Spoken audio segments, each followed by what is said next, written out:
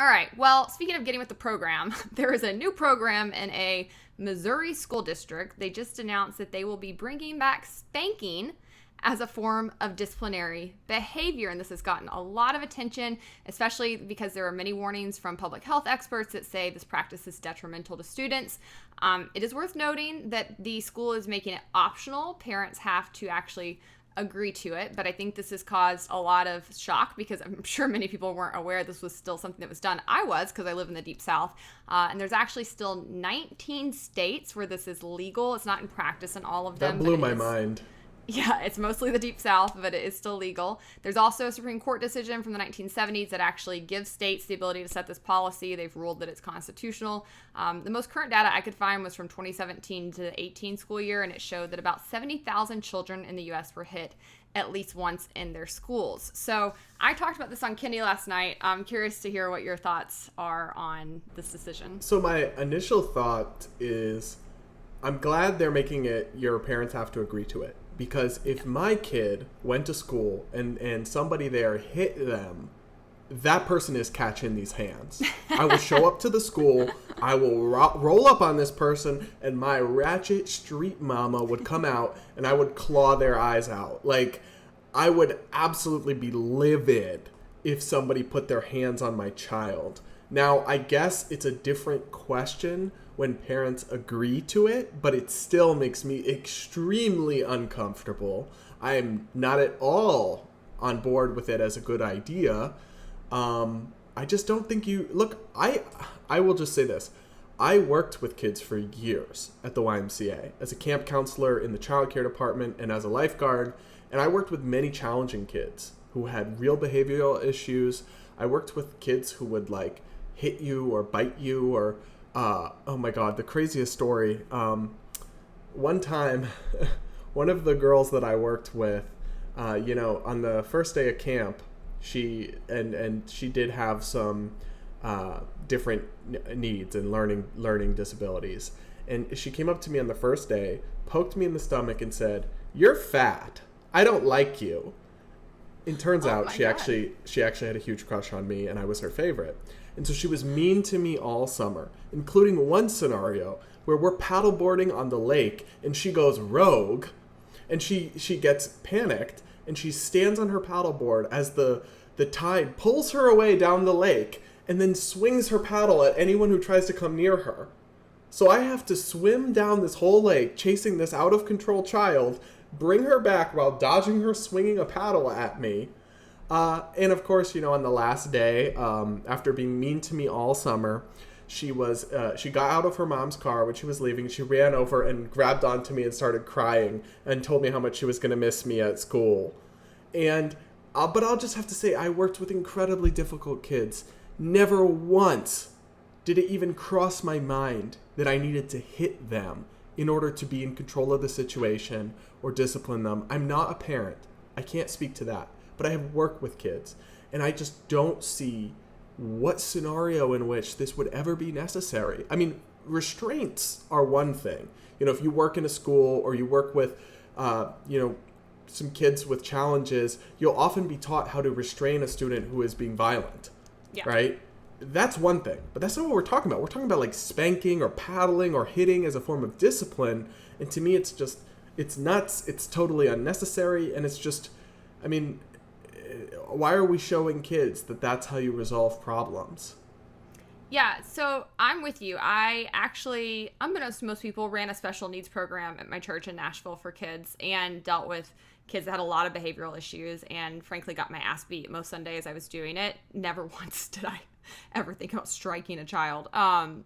And there are so many de-escalation tactics you can learn and have at your disposal when you are in those situations. And the thing is, when it comes to behavioral issues in kids, I think a lot of this overlaps with my experience in the criminal justice system. But the reality is that most kids who are acting out have deep trauma that they're acting from, right? You don't see most kids just become violent, just become unruly, just have really bad behavioral issues unless there's something much deeper going on. And so if you hit them, if you respond to violence, or if you respond to behaviors you dislike with more aggressive behaviors, with more violence, that not only does not solve the disciplinary issue, it actually can exasperate it. It can make them more angry. It can make them feel more unsafe. It can have where they have deeper trust issues and authorities, where they can become even more unruly. So I think that it is just There's not research a smart on this, way. right? There's a lot of research on this. There's things like the ACE measurement test that we could be doing in schools to measure like adverse childhood effects, so that we could even see which children are more predisposed to having issues, whether it be just, mere disciplinary issues, or even worse, like have actual violent tendencies and maybe even end up becoming involved in the criminal justice system. There's things we could be doing to start intervening early on and ensuring that we're directing those kids to better resources within schools, making sure we have more mental health counselors, we have more people that are actually active in these situations and intervening on the kids' behalf. And then there's a lot of trauma-informed responses when those problems are identified that we could be doing, all of which would actually work towards healing and actually ensuring the root cause of the problem is addressed. We don't say hitting is okay. It's not okay in the public. It's not okay for adults to hit adults. Why do we tell kids it's okay for adults to hit you, or that's how we're going to solve your problem, or that this is an okay thing? It's absolutely not. Violence is never okay. I never think we should be telling kids that it's okay for anybody to strike them or hit them in any way. We want to go the opposite direction, right? If somebody hurts you, you need to speak up. You need to let us know. We need to be able to protect kids like this in our society. So I have so many issues with it on its face. All of the mental health community backs these things up. The American Psychological Association released a resolution a while back, and they said that physical discipline of children by parents or older authorities, they were looking at parents, but they found research over the years that outlined how it can actually put a child's mental health at risk, as well as increase their inclination towards aggressive behavior. I think on top of all of that, we're already dealing with a population of kids from the response to COVID that are dealing with heightened issues of mental health and anxiety and just fear and lack of understanding of how to go about their school day since they lost so much time in school. This is the last thing we should be introducing in the schools at this point. I think it's ludicrous. I guess I'm with you. I'm glad at least they're letting the parents opt in. But my problem with that is that older generations are not as informed on many of these things. Spanking was much more common. I don't know if you were spanked, but I certainly was. And my parents stand by it. Like my mom, after my Fox News interview last night, was like, I still think it was fine to spank you. And I'm like, I'm telling you it was harmful, and it led to trust issues, and it gave me anxiety, and you're not listening to me. But okay. And I feel like that's been the response from a lot of older people. Like the host who was stepping in for Kennedy last night has a show on Fox News Radio, and he was like, all my callers supported it. I was surprised. And I was like, I'm not surprised, because radio listeners are older and they typically are not researching this. And also I think if it's something you've done to your kids, it's really hard probably to go back and admit you were wrong and it's not okay. And I get that as a parent, there's a lot of shame with like those kinds of things. And, I'm sympathetic to it. I don't fault people that much when everybody was doing something. Yeah. There wasn't all this research on it. Their parents did it. But I just think you have to evolve on these kinds of things. And we know now it doesn't work. It's not a good idea. So yeah, for me, the only thing about this is I'm a little torn on the question of whether or not this should even be allowed. I know that I don't agree with it. I know that I don't like it. I know I would never allow it to happen to my children.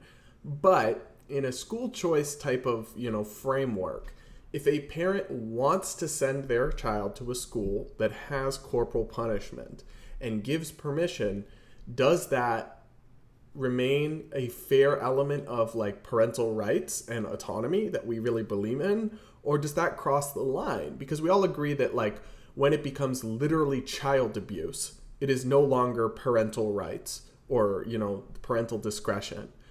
But there's wide latitude, and there's lots of things that people would strongly disagree with about how other people raise their children that aren't necessarily abuse. And you can't categorize everything as that. But to me, this kind of really edges up to that line. Yeah, I think that, it's a bigger discussion than just whether or not a school should allow it. I don't think schools should be doing it. I think that's just carte blanche, pretty obvious. Like there's enough scientific evidence against it that government schools should not be doing this.